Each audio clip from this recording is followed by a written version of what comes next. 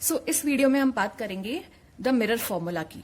अब ये mirror formula जो है हम कॉन्केव मिरर और कॉन्वेक्स मिरर दोनों से ही निकाल सकते हैं। ठीक है, देखते हैं क्या दोनों का, हम दोनों से निकाल कर देखेंगे कि क्या दोनों का सेम आ रहा है या नहीं आ रहा है। मिरर फॉर्मूला वैसे होता क्या है, फॉर्मूला जो है हमने 10th क्लास में भी पढ़ा है, that is 1/f is equals to 1/v plus 1/u।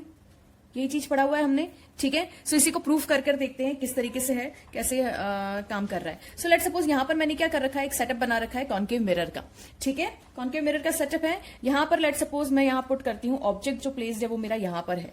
अभी ऑब्जेक्ट अगर यहां प्लेस्ड है, सो इंसिडेंट रे मिरर पर कैसे जाएगी, इंसिडेंट रे मिरर पर जाएगी कुछ इस डायरेक्शन में। सही है, ठीक है। अगर इंसिडेंट रे इस तरीके से गई है, रिफ्लेक्ट कहां से होगी, सो फॉर रिफ्लेक्शन मुझे क्या करना पड़ेगा, क्या चीज करते हैं हम, सेंटर से हम क्या करते हैं, एक पहले नॉर्मल खींचना होगा इस मिरर का, तो नॉर्मल खींच लेते हैं। तो ये नॉर्मल हो गया, ये नॉर्मल है इसका।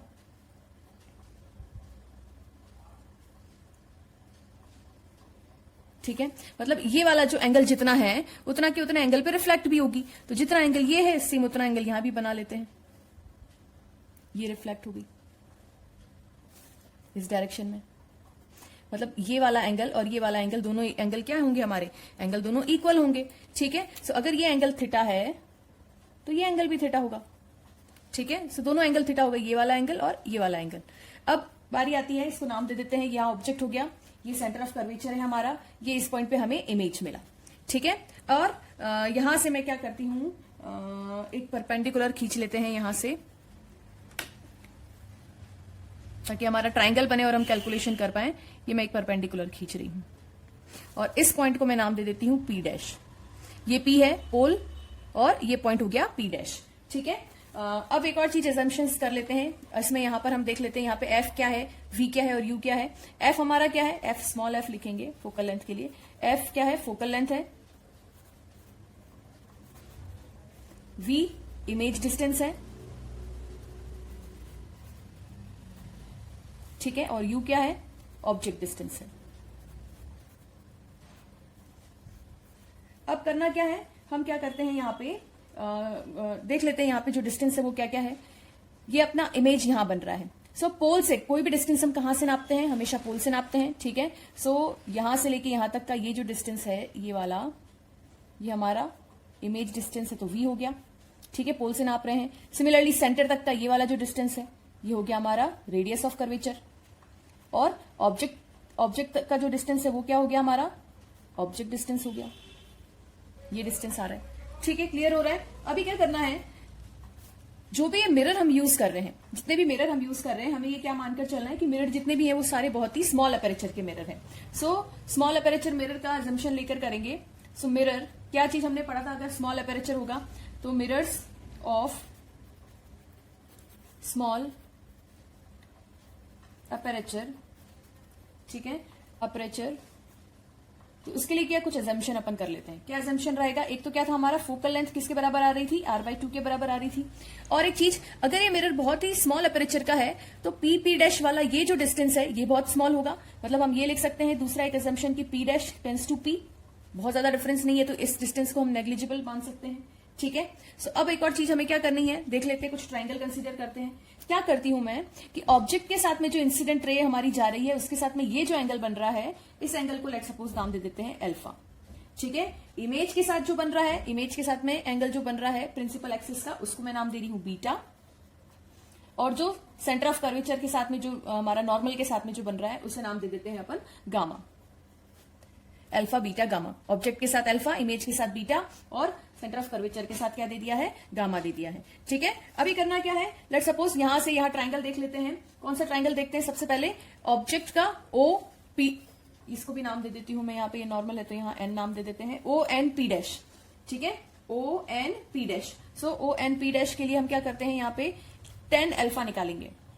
कहां से, from triangle ONP dash. tan alpha कितना हो जाएगा, tan alpha perpendicular upon base, perpendicular ये वाला जो हाइट है, लेट सपोज इस हाइट को मैं नाम दे देती हूं h हाइट है। ठीक है, ये h हाइट है, NP डैश क्या है, h हाइट है। और upon base, perpendicular upon base, P dash से ओ या फिर पी से ओ, क्योंकि पी पी डैश तो हमने क्या माना है कि दोनों का ये जो डिस्टेंस है वो नेग्लिजिबल है, तो वो क्या है, ऑब्जेक्ट डिस्टेंस है। तो ये क्या लिखेंगे, ऑब्जेक्ट डिस्टेंस लिख लिया। अब यहां पर एक चीज ध्यान रखनी है कि हमें जो भी वैल्यू रखनी है वो पूरे साइन कन्वेंशन के साथ रखनी है, ठीक है। सो ये हाइट जो हमने मेजर करी वो प्रिंसिपल एक्सिस के अबव है तो पॉजिटिव है, तो प्लस एच है, ठीक है। और यहां से लेके यहां तक का हमने जो डिस्टेंस मेजर किया, देखो इंसिडेंट रे का डायरेक्शन ये है, डिस्टेंस हम मेजर कर रहे हैं पोल से अपोजिट डायरेक्शन में, तो अपोजिट डायरेक्शन में मेजर करेंगे तो ये क्या हो जाएगा, नेगेटिव, ये नेगेटिव रख लिया, ठीक है। सिमिलरली अगेन अब बीटा के लिए देख लेते हैं। बीटा के लिए हम कौन सा ट्राइंगल लेंगे, from triangle I N P dash, ठीक है। So 10 beta perpendicular upon base, perpendicular is height, ठीक है। बेस कितना है, पी डैश आई, मतलब जो इमेज डिस्टेंस है। यहां पर भी माइनस लिखेंगे क्योंकि पोल से अपोजिट डायरेक्शन में मेजर हो रहा है।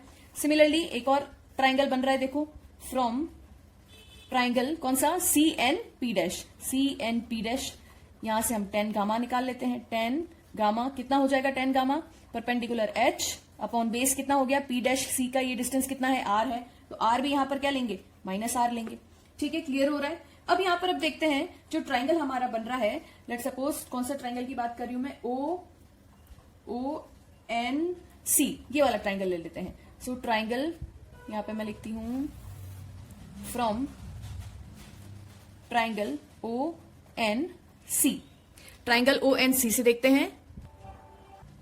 एक काम करते हैं, इस ट्राइंगल को हम यहां पर बना लेते हैं, ठीक है। सो ट्राइंगल ओ एन सी तो थोड़ा सा और क्लियर हो जाएगा। सो ये ट्राइंगल ओ एन सी को मैं यहां बना रही हूं। ये हमारा था जो एक्सिस है वहां पर ये बन रहा है, ये हमारा ओ पॉइंट, ये कुछ इस तरीके से आ रहा है और ये ऐसे जा रहा है, ठीक है। ये पॉइंट अपना एन हो गया और ये सी हो गया, ठीक है। ये एंगल हमें कितना शो हो रहा है, अल्फा बता रखा है हमने, ये माना था। ये वाला एंगल कितना है, थीटा लिया था, और ये एक्सटीरियर एंगल है जिसको हमने क्या माना है, गामा माना है। तो अब अगर ये वाला एंगल हमें फाइंड करना है, ये एंगल कितना है, अगर नहीं, ये वाला एंगल नहीं फाइंड करना, अगर मुझे गामा की वैल्यू निकालनी है, गामा किसके बराबर होगा, ऑब्वियसली 180 माइनस ये गामा जो, अच्छा ये वाला जो एंगल है ये 180 माइनस गामा होगा, और गामा जो होगा वो किसके बराबर होगा, अगर एक्सटीरियर एंगल है, इसकी ये प्रॉपर्टी होती है ट्राइंगल की कि अगर एक्सटीरियर एंगल मुझे निकालना है तो दो इंटीरियर एंगल के एडिशन के इक्वल होता है, ठीक है। सो मैं यहां लिख सकती हूं gamma will be equal to alpha plus theta, ठीक है। अल्फा प्लस थीटा लिखा, ये हमारे पास इक्वेशन नंबर 1 आ गई। इसको आप वैसे भी करके देख सकते हो कि ये अगर 180 माइनस गामा है और इन तीनों का सम भी कितना होता है, अंदर वाले एंगल्स का सम 180 डिग्री के बराबर होता है। तो अगर 180 डिग्री के बराबर है तो इस तीनों के सम को 180 डिग्री के बराबर रखोगे तो भी ये इक्वेशन आ जाएगी, ठीक है। सिमिलरली दूसरा एक ट्राइंगल और ले लेते हैं, फ्रॉम ट्राइंगल, कौन सा ट्राइंगल ले रहे हैं अब अपन, सी एन आई, ठीक है, सी एन आई। अब यहां पर देख लेते हैं, इसके अंदर इस ट्राइंगल को भी बना लेते हैं। ये हमारे पास ये सी वाला लाइन है, ठीक है, और ये आई इस तरीके से आ रहा है, तो ये पॉइंट हमारा सी है, ये एन है, ये आई है, ये एंगल हमारे पास कितना है, गामा है, ठीक है, ये एंगल थीटा है, और आई के साथ में ये एंगल कितना है, बीटा है, ठीक है। सो यहां पर अगर मुझे निकालना है beta, so beta will be equal to किसके बराबर हो गया, बीटा दोनों इंटीरियर एंगल के सम के बराबर, गामा प्लस थीटा के बराबर, ये सेकंड इक्वेशन आ गई। अगर ये दोनों इक्वेशन आ गई और इन दोनों इक्वेशन को अगर मैं ऐड करती हूं या सब्ट्रैक्ट करते हैं, दोनों इक्वेशन को सॉल्व करते हैं, सब्ट्रैक्ट करेंगे, ठीक है। सो क्या करते हैं, सब्ट्रैक्ट दोनों इक्वेशन को, subtract equation 1 and 2।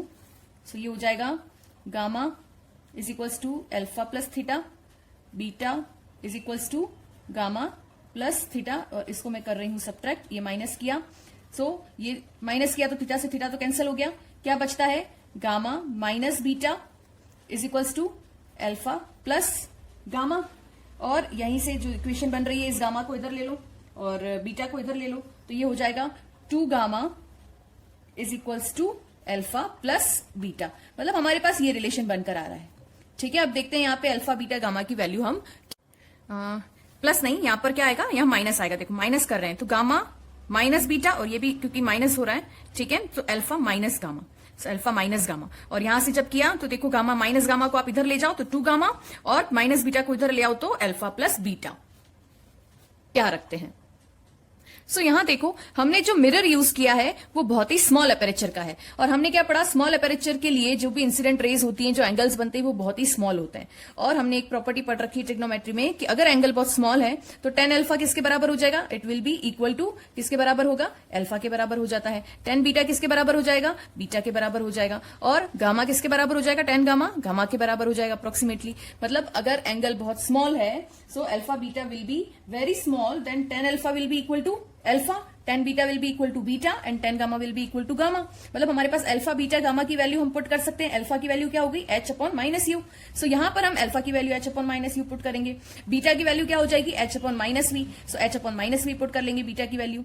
Similarly gamma की value h upon minus r, तो वो पुट कर लेंगे। सो जल्दी से इसको पुट करके देखते हैं क्या आता है। सो हमारे पास जो फॉर्मूला था वो जो आया है वो क्या आया है, हमारे पास 2 gamma is equals to alpha plus beta आया। ठीक है। सो और अकॉर्डिंग टू फॉर्मूला हमारे पास अल्फा की वैल्यू tan अल्फा किसके बराबर हो गया, tan अल्फा अप्रोक्सीमेटली इक्वल हो गया अल्फा के, और जिसकी वैल्यू क्या थी, h upon minus u. Similarly tan beta will be equal to beta, और इसकी वैल्यू हो गई h upon minus v. tan gamma ये बराबर हो गया गामा के, और इसकी वैल्यू थी h upon minus r, sorry capital R है। ठीक है। अब यहां पे ये वैल्यू पुट कर लेते हैं, देख लेते हैं। सो अल्फा की value h upon minus u, यहां रख लिया h upon minus u. Beta की वैल्यू कितनी है, h अपॉन माइनस वी। ठीक है। So h upon minus v put कर लेते हैं, plus h upon minus v इसी तरीके से रख लेते हैं। ठीक है। और 2 गामा, तो 2 तो रहने देती हूं मैं इसी तरीके से, और गामा की वैल्यू है h upon minus r. So h upon minus r ये पुट कर लिया। सो यहां देखो माइनस माइनस तो कैंसिल हो रहा है, यहां से माइनस कॉमन निकालोगे, यहां से माइनस लोगे तो ये सारा माइनस तो कैंसिल हो गया। ठीक है। अब क्या h भी कैंसिल हो रहा है सब जगह से, तो हाँ भाई h भी कैंसिल हो रहा है। तो अब क्या बचता है, 2 upon r is equal to 1 upon u plus 1 upon v. ठीक है। और क्या मैं इसको इस तरीके से लिख सकती हूँ, 1 upon r by 2 is equal to 1 upon u plus 1 upon v. हाँ भाई लिख सकते हैं, क्यों नहीं लिख सकते। और r बाई 2 किसके बराबर है, फोकल लेंथ के बराबर है, तो यही चीज किसके बराबर हो गई, मतलब 1 अपॉन आर बाई 2, तो मैं इसको लिख सकती हूँ 1 upon f is equal to 1 upon u plus 1 upon v. ये हमारे पास आ गया मिरर फॉर्मूला रेडी होके। ठीक है। सो हमेशा ध्यान रखना है कि जब भी आपको ये फॉर्मूला यूज करना है वो विथ साइन यूज करना है। मतलब आपके पास न्यूमेरिकल्स आते हैं तो हमेशा देखना है कि वो क्या साइन को लेकर और फिर इसमें पुट करना है। और डिस्टेंस कहां से मेजर करेंगे, हमेशा पोल से मेजर करेंगे। ठीक है। इंसिडेंट रे का डायरेक्शन हमेशा पॉजिटिव रहेगा। r बाई 2 को हमने यहाँ f रखा है, तो 1 upon f equals to 1 upon u plus 1 upon v आ गया। सो ये फॉर्मूला हमारा रेडी हो गया। सिमिलरली सेम कॉन्सेप्ट अपन लगाएंगे कॉन्वेक्स मिरर के लिए। ठीक है। वो नेक्स्ट वीडियो में देखते हैं।